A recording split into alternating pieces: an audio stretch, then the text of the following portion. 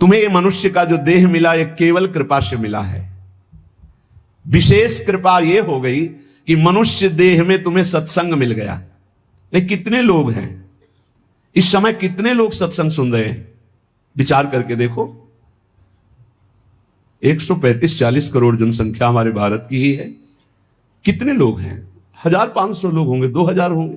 कितने लोग सुन रहे हैं? कितना अहोभाग्य है। इस समय हम भगवत चर्चा सुन रहे हैं यमुना जी के पावन पुलिन पे बैठकर। यही यमुना प्रवाहित होती थी। ये पुलिन है जहां पर बैठे हो, यमुना जी की धारा यहीं बहती थी परिक्रमा मार्ग में। कालीदय में देखो सीढ़ियां बनी हुई, यहीं से यमुना जी, ये कालीदय जो कुंड है ये यमुना जी का ही किनारे, जहां आप बैठे यमुना की धारा में। अब यमुना जी थोड़ा साइड में हो गई। हमें वृंदावन में प्रिया प्रीतम की महान कृपा भरे सत्संग सुनने को मिल रहा है। ये विशेष कृपा। इस पर भी विशेष कृपा कि हमारी बुद्धि भजन करने के लिए, सब कुछ त्यागने के लिए तैयार है। विशिष्ट कृपा। हमारी बुद्धि अब कह रही कि छोड़ो सब कुछ, भजन में लगो, भजन में लगो।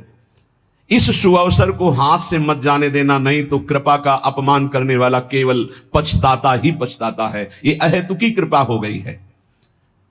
तुम बड़े भाग्यवान हो। अगर तुम्हारा मन श्री प्रिया प्रीतम के भजन में लग रहा है तो तुमसे बड़ा कोई राजा नहीं है। दुखी मत हो। और जिनका भजन में मन नहीं लगा, भोगों में लगे, उनसे बड़ा कोई कंगाल नहीं। चाहे कोई कितना भी बड़ा धनी जमींदार, चाहे जितना बड़ा पदाधिकारी हो, यदि भगवान से विमुख है, धर्म से विमुख है, अधर्माचरण करता है और खूब ऐश्वर्य वैभव, तो उससे बड़ा कोई भिखारी नहीं, क्योंकि हाथ में कुछ नहीं लगेगा पाप के सिवा।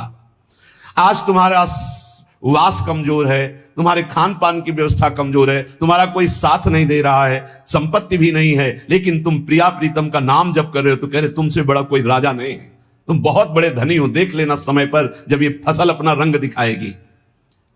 भजन में तुम्हें कुछ त्याग करने के लिए हम नहीं कह रहे हैं। तुम जो काम करते हो धर्म पूर्वक करो, जो काम करते हो प्रभु को समर्पित कर दो और नाम जप करते रहो। शरीर को सेवा का साधन बना दो, मन को सुमिरन में लगा दो।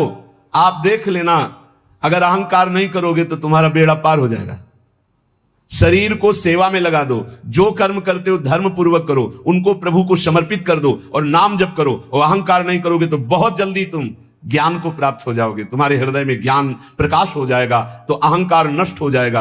अहंकार नष्ट होते ही भगवत तत्व का बोध हो जाता है। देखो, तुम्हें कहीं भागने की जरूरत नहीं है।